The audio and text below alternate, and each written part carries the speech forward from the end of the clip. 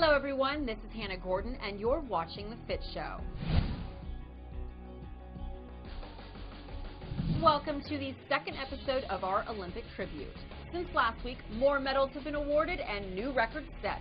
This week, we're bringing you more. Other topics you are going to find in this episode include soda doping, Speedo's Laser Racer, and Jeremy Wariners Training routine. But first, around fitness. The U.S. is still in the overall medal lead with 79 medals, a scant 3 more than China, who's in second.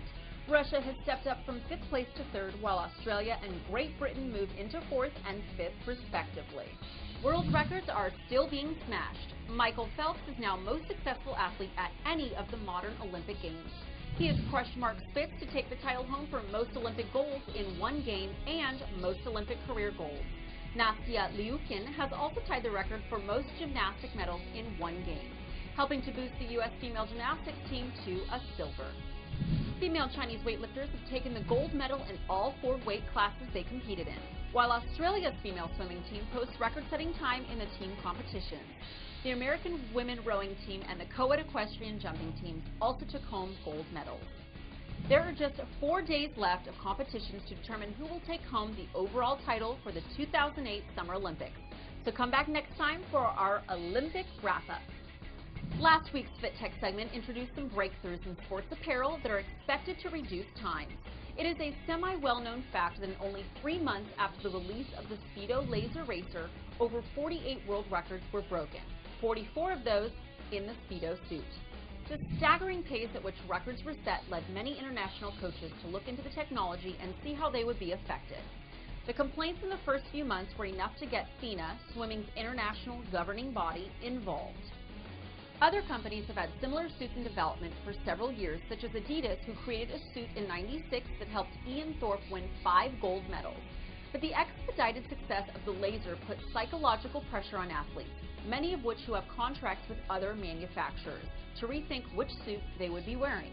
What it came down to was a German woman beating out highly anticipated Dara Torres in the 50-meter freestyle swim for the gold medal. The difference was a minute 100th of a second. The results from the Olympics, however, show that times in a laser racer suit still depend largely on the swimmer within. Not only did Britta Steffen beat Dara in the 50, but also took home a gold for the 100-meter free. Technology may increase speeds by fractions of a second, but the athlete's skill and desire still remain the largest component to any swimming competition. Nutrition has also played a big role at this year's Olympics, but many endurance athletes may be adding an additional substance to their diet that gives them an advantage. When Lance Armstrong was accused of doping, the IOC and several countries co-funded an initiative to bar the use of performance enhancers. Now the World Anti-Doping Agency, or WADA for short, regulates what substances athletes can take to ensure fair competition.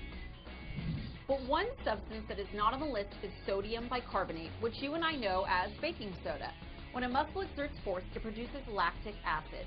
Lactic acid slows the intake of oxygen to the muscles, thus fatiguing the muscle. Baking soda is an alkaline salt with a basic pH level, whereas the lactic acid has a low pH level.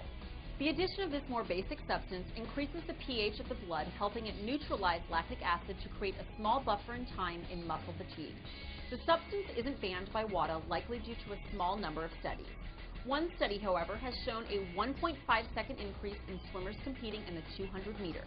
But in the Olympics, 1.5 seconds is more like a millennium. If you would like more information on soda doping, be sure to check out our website at thefitshow.tv.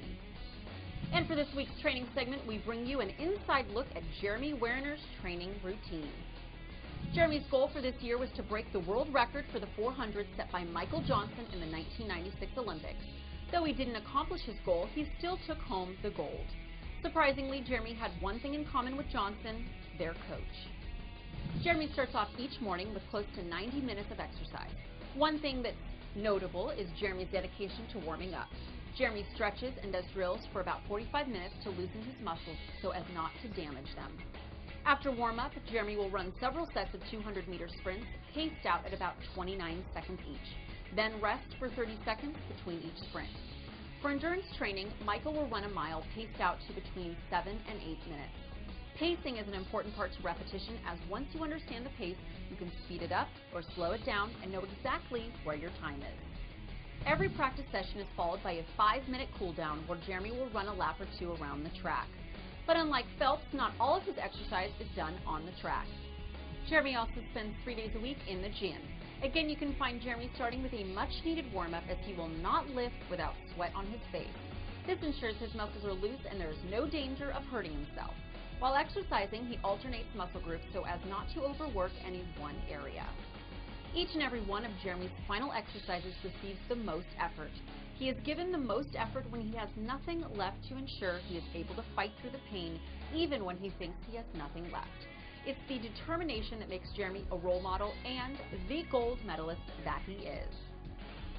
That's it for The Fit Show. Tune in next week to see the final episode of our Olympic tribute. I'm Hannah Gordon. See you next time.